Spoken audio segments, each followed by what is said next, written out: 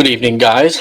We are going to be looking at the Alien interview tape 1997. So for anybody that's not seen this tape before, where have you been? And we're going to go watch some of this clip, and I'm going to go through who I think Victor is and why. So let's start off with this. Revealed. At Coleman's insistence, Victor agreed reluctantly to appear on camera, but only in disguise, in shadow, and with his voice electronically altered. The questions were agreed upon in advance, but during the actual interview, the discussion occasionally deviated from Victor's approved questions. What is your occupation at Area 51? I won't answer that. I have had reason to be present at Area 51, but I'm not going to clarify whether or not I was there as an employee. Just before it starts, this is one video I actually believe is real. I'm not going to specify why or when I first seen this, which was back in 1999, only that I was there.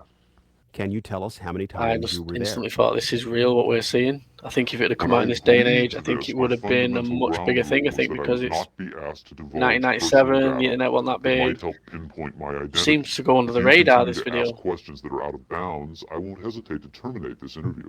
Are you saying that the number of times you were present at Area 51 is enough to pinpoint your identity? Any specifics will narrow the field of suspects. Of course, I could lie. Let's say I've been there 47 times. Or anyway, more than once. Let's turn to the tape itself. The copy you've supplied is not the original tape. No. Was the original at Area 51 when you copied it? That's out of bounds. Is it fair to assume that the copying of tapes at Area 51 is heavily restricted? You can assume anything you like. I would say that's a fair assumption. That's obvious. I will say that this tape was copied under special circumstances. Otherwise, copying it would have been impossible. Can you be more specific? More specific? Okay, I'm sure they've figured this much out already. Recently, there was a wholesale transfer of video documentation from analog tape to digital disc storage. In a couple of instances, this allowed data to leak from a highest security system to a less high security system. Even so, this particular tape was the only... I think that's about all I'll say about that. Was there something about this particular clip that made it more accessible to be copied? Not necessarily, no. Was there something about the content that caused them to file it differently or give it special handling? This interview was terminated. The interview resumed only after a discussion of the ground rules. Get back here, you. Get here. Have you personally seen the alien being that appears in the tape? Yes, I have. But I stress I was not necessarily present at the interview session that appears on the tape. I'm not going to be specific. I may have encountered the being at another time. What can you tell us about the alien interview we're about to see? He went, well, you're not getting paid. He went, right, this one is rather recent, very late in the series. The interview process has been ongoing since the being arrived, which was in 1989. Approximately twice a month, they sit it down for a session that generally lasts from 3 to 5 hours. If they try to go longer than that, or if they schedule the sessions more frequently, the being becomes unresponsive. There's a fair amount of infighting among the scientists from different disciplines to get their questions asked. What is the alien revealed? Various minor technical details of the saucers. The physicists and engineers are frankly frustrated. They feel the being is withholding information. Possibly concepts are getting lost because all the information has to come through a telepath. But also it may be that the bulk of their scientific knowledge is just too advanced to be translated into our primitive conceptual framework. It's analogous to if a human scientist were to try to translate quantum mechanics into the grunts and screeches of a chimpanzee. That's not a very flattering comparison. Frankly, there's a high attrition rate for scientists in the program. You'd think they'd be energized by the challenge. But a lot of them take the ego deflation very hard when they find out not only how much they don't know, but how much they aren't even capable of understanding. What else has the alien communicated? Oddly enough, the being seems to have a much easier time communicating spiritual concepts.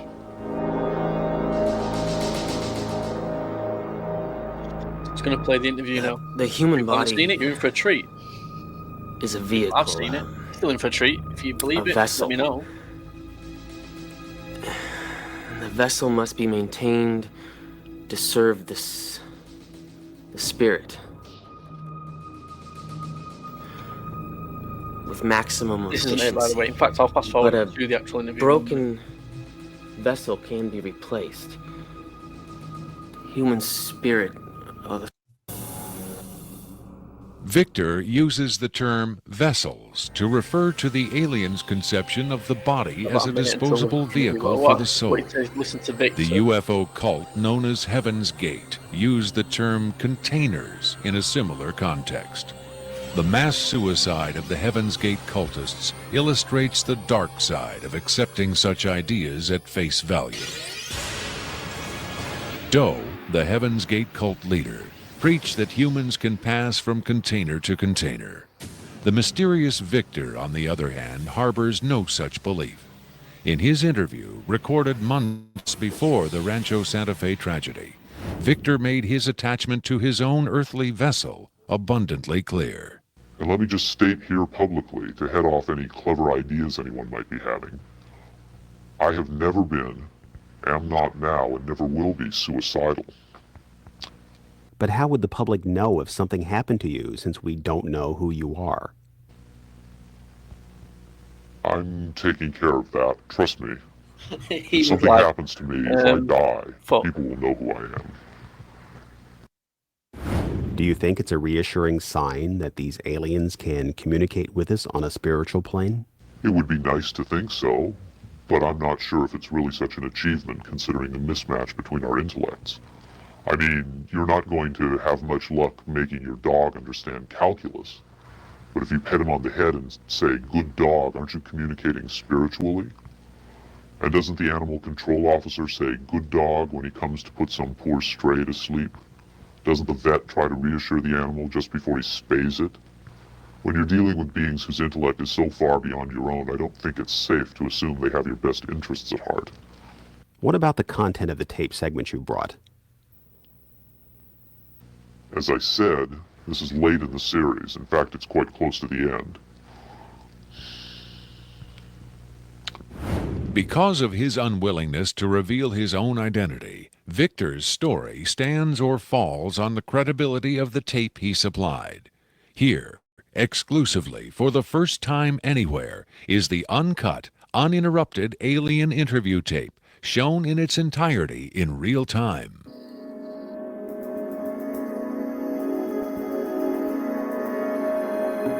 I'm gonna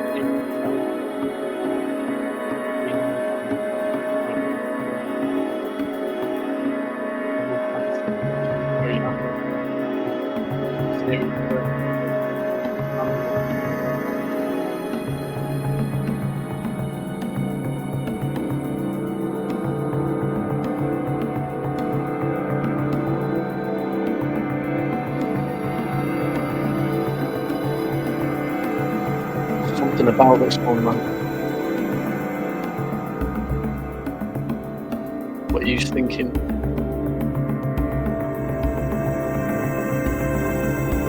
Like people say, you know, do better and stuff like that. Yeah, you could. You want to be. You've got like a black layer of skin over their eyes. Because of the light. Protect them from the light. They're like light sensitive.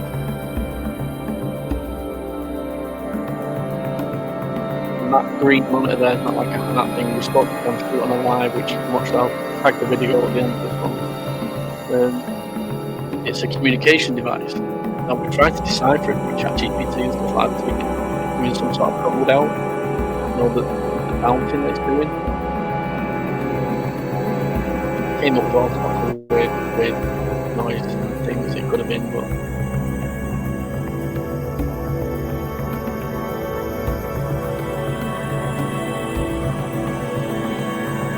I think it's either real or it's a military fake, and they've deliberately done this and put it out there to see what the public would say, and there's basically zero reaction because in 1997, which was a big year, like space, the Hellbop comet was in the sky for like 18 months. That was the year I got into space and UFO in 1997. Loads of weird things were happening in the 90s around that time, and then this drops. This was spoke about like 10 years before on a George Bush interview with John Lear. I mentioned briefly in the past video. they're checking him out for hemorrhages sort of around the eyes. People said that the arms a bit deflated on the back there. It's looking a bit deflated, like it's got sort of how can it 1 minute pop and the next minute it's not. I think it might just be the way it is, it might be creased up or something like that. The neck apparently sits further back. It's not like You removed the soundtrack from the tape before you turned it over to this program. Jerky motion. That's correct. I can't allow the voices of the project personnel to be heard by the general public. There's a very good chance their family or friends on the outside might recognize them. Isn't your purpose in releasing this tape to expose Area 51 to the world? My purpose is to expose the existence of the aliens, not compromise these individuals. I made the decision to come forward. I'm taking precautions to protect my own identity, and I don't think it's fair for me to put these others in danger of exposure. To be fair, he did very well at hiding his identity. Nobody's actually discovered who he is. Say they think he, like I'm going to say in a bit who I think it is. What we're seeing. Really, we don't actually know, do we? So he's done very well. We're looking at the interview suite at S4. It's kept dark for the comfort of the aliens. The figure who is just barely visible in the left foreground is the telepath, and behind the camera is a raked seating area for observers. Although in this case, I believe the only other person present was a military aide. The alien is seated behind a glass partition in a biocontainment area, which is maintained at Biosafety Level 2, the lowest designation. That's primarily for the protection of the aliens, not us. The theory is that if they were going to infect us with an alien when bug, you it watch would this, have happened guys, what are you 50 years thinking? ago. Do you think it's real? In fact, I'd love to know in the comments what you think. If you're like, yeah, this is 100% real, or like, the aliens eliminated microbial and viral life from their own ecosystem long ago. Let me know you think Victor as well in the comments. And stuff like that. I want to know all real opinions on it. But it has been shown videos, that mate. Listen, there's microbes something can there, and I think, reproduce oh, and that's form something I need to go colonies on. within their respiratory There's other systems, researchers that are commenting, which tends to exacerbate the 100% I'll do abilities some they seem research on it to and see what you were suffer saying anyway and in what you're going our at. environment. Not a lot of people listen to the In normal, fact, everyday see people here listen to these, you know, the aliens Jeremy beginning Corbells to and flag. stuff. You know, there's some people just in the general The interview public was are the not best going people to well. speak to on this. The telepath was trying to clarify some points from a previous interview, but he wasn't receiving coherent responses. As you can see, the being is in real distress. At this point, the telepath is sending out a message to the medical staff. He's trying to communicate with the alien, but he's getting no response.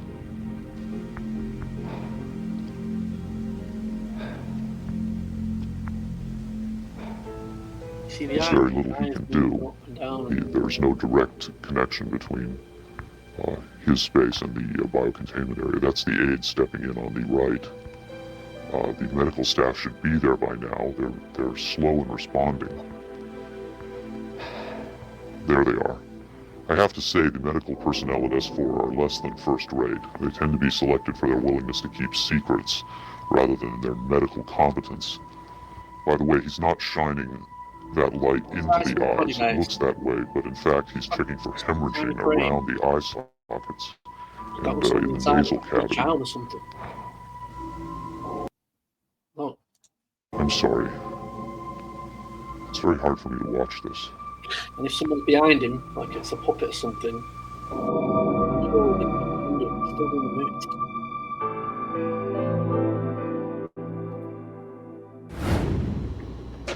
You're asking me if I think this is real?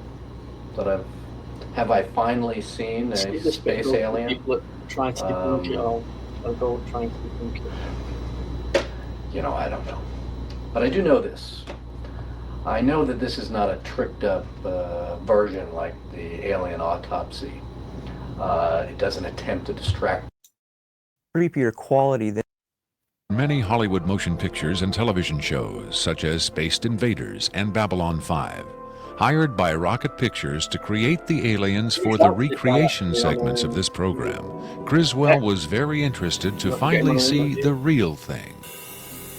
by Hollywood standards, I would say this is it's a pretty decent puppet. Well, to be honest with you, I would love to buy this being real, but it's probably a hoax. Well, I think this is a really cool design, and it's a great concept, but I think I could have done better. Whoever did this, I mean, they could have a job in Hollywood in a minute, no problem. This one has a much creepier quality than the alien autopsy tape, I think. That one I definitely didn't buy just because of the way it laid on the table. There was a couple of things. This actually, 100% whoever did this was, listen or to if what he's someone saying. did this, they were very clever because it hides a lot of stuff. So that's what makes me kind of disbelieve it a little bit. But, who knows? Criswell thought the alien exhibited movements that would be difficult to fake. There are moments when this looks very real, and I don't know how they did certain little things about this. So right when I would say that it's definitely a puppet, he moves a certain way, or he'll lift up in the frame and all that, and all these little things are important to the the character of it.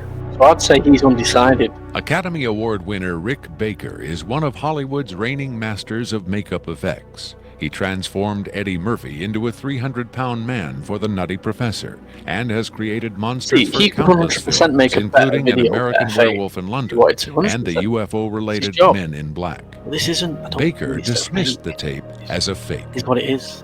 Yeah, this doesn't fool me. I don't buy this. I think this is a puppet, and you've got a table in the foreground that's hiding the rest of its body.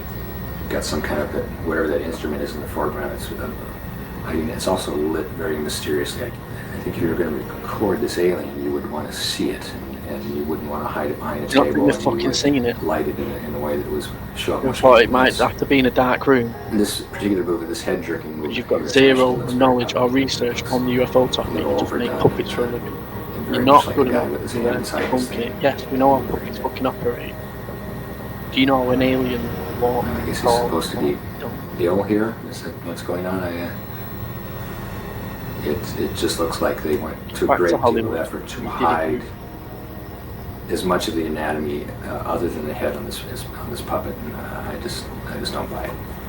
I would be willing to stake my reputation on the fact that I think this is I fucking saw it's completely real. I want your reputation. It's very interesting to see them.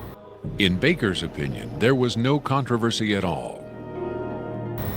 It's a fake, in my opinion. We could build better. We have built better. We could build better. We could sell better. We'll sell yourself. UFO expert Robert Dean, on the other hand, had no doubt whatsoever that the tape was authentic. This is Rest in peace, powerful, Robert Dean. Great. because this is not a staged event. This is real. In the 1960s, Robert O. Dean served as an Army intelligence analyst at NATO headquarters in Europe, his mind, where he claims to have seen down. first-hand evidence of alien beings and their artifacts. Retired from the Army, he is now a highly regarded UFO researcher and analyst. Dean was asked to view the tape and offer his expert opinion. Treating him like This has been handed to Congress, by the way. Jon Stewart has handed all the information to Congress. And Calling on his own first-hand experience for comparison, Robert Dean was stunned and moved by what he saw. That breaks my heart.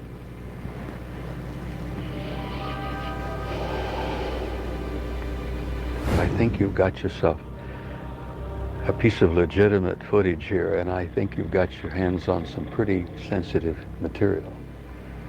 I don't know how the hell you got this. I don't know who you got it from, and frankly, I don't want to know who you got it from. I want to know. But you got yourself a tiger by the tail with this footage. I would say, and I know that that's one of the things you ask of me, is that you've got yourself some legitimate footage of one of the little guys being interrogated and filmed. And there's a reality to it, and there's a sensitivity to it that literally breaks my heart. But I tell you very strongly, you've got something here that is very sensitive. Well, I know that the level of classification on this kind of a thing is so far damned above top secret that you can't imagine. Could you imagine how sensitive this kind of thing is? The efforts these people went and to how get this delicate out, it is, and how tightly the government sits on anything like this. And Sean Morton looked for clues to the tape's authenticity in the technical details of the interview's setting. Okay, there's a couple of interesting things about the tape right off the bat. God rest his soul as well. Morton tried to decipher the but time he was code at the dying, bottom of the sadly, and screen. even though he was dying, he replied to me. First off, what you're looking at in the time code is DNI's Department of Naval Intelligence. I wanted to ask him about so Department of Naval Intelligence, this would probably be a file number 27. It could be a security level, however, because security levels are supposedly go up to Q36, or the highest ones that we know about. The first interesting thing about that is that... So there's a letter that was wrote to someone called Stephen by John Lear, right? So I'm going to read that out to you now if I can get to it. So let me share this tab here. I don't know if you can see it. Can I make this bigger somehow? I'll make this bigger. I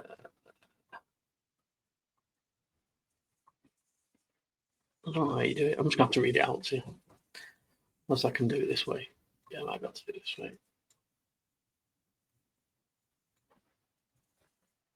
Yeah, so we'll do it this way. So, it was nice talking to you last night. I've enclosed the Dulce papers for your information. Also enclosed a transcript of the McCampbell conversation with Paul Benowitz and Project Beta. Also, the Gary Stallman statement. What follows is my current hypothesis formed after my 2-week trip through Colorado, New Mexico, and Arizona, talking to various individuals, some Air Force and some Sandia and some others. So, we want to go to this part here. So, MJ-12 representing the US government made a deal with the EBEs, extraterrestrial biological entities or greys, around the period of 1969 to 1970 to 71. The deal was in exchange for technology that would provide to us, we would ignore the abductions that were going on. The EBEs assured us that these abductions were merely ongoing monitoring of developing civilizations. In fact, these abductions have been for at least 3 purposes. 1, insertion of a tiny probe about 3 millimeters in size into the brain for monitoring and programming purposes. 2, post-hypnotic suggestion concerning an important event that will occur in the next 2 to 5 years and giving the subject some place to go and something to perform at the time.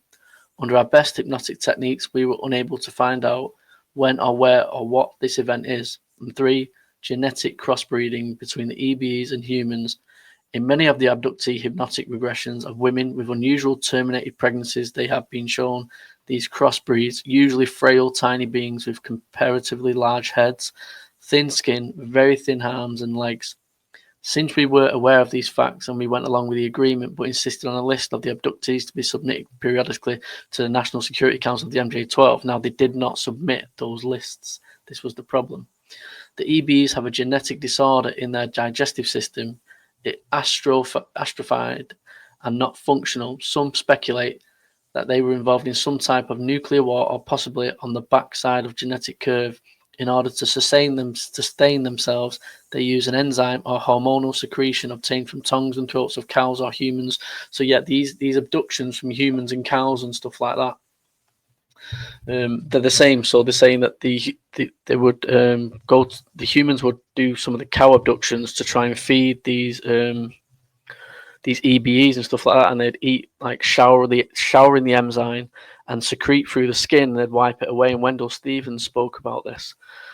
So we're going to speak here about why I think. Right, here we go. So this bit here. Let me read this bit to you.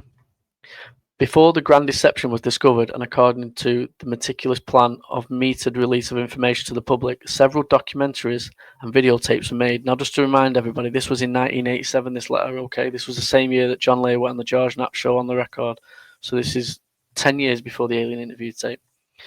William Moore, a Burbank, California-based UFO researcher, came into possession of a videotape through his contacts with MJ-12, who had taken a great interest in Mr. Moore's book, The Roswell Incident, published in 1980. The book detailed the crash, recovery, and subsequent cover-up of a UFO with 4 alien bodies. They decided to use Moore as one of several conduits to help in the gradual release of the existence of aliens to the public.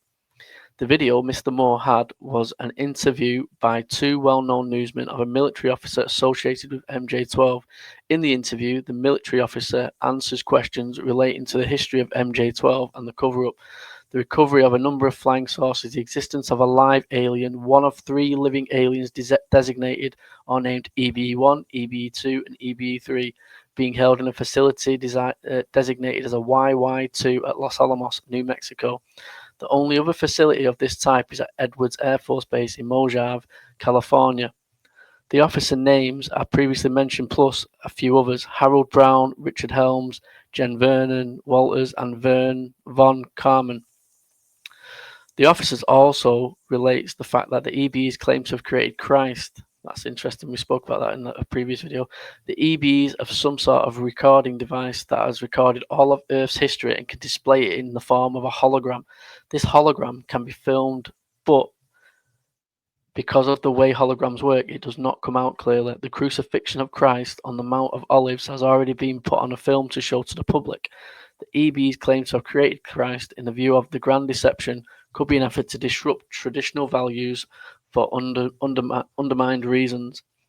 Another videotape alleged to be in existence is an interview with an EBE. Since EBs communicate telepathically, an Air Force colonel serves as an interpreter. Just before the recent stock market crash, several newsmen, including Bill Moore, had been invited to Los Alamos to personally film and distribute to the public a similar type interview. Apparently, because of the market crash, it was felt that the timing was not propitious, or whatever it is.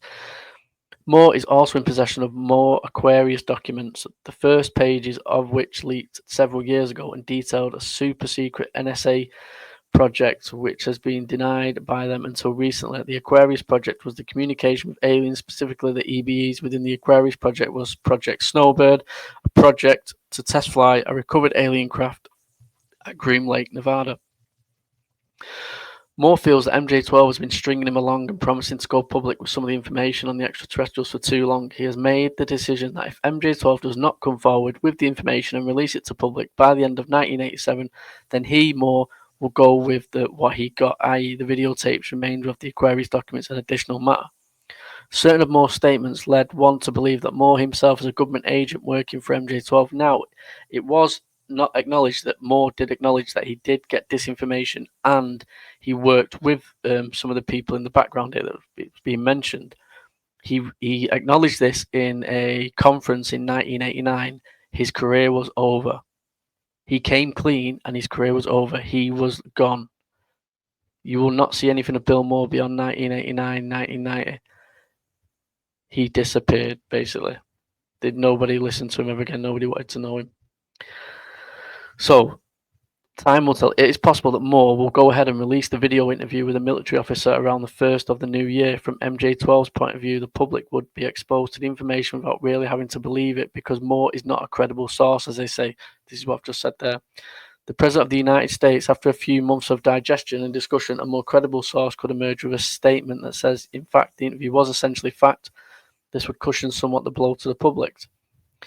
If Moore, however, does not release the tape by, say, February the 1st, but comes instead with a similar story to MJ-12, has informed me that they're definitely planning to total release of the information by October 1988.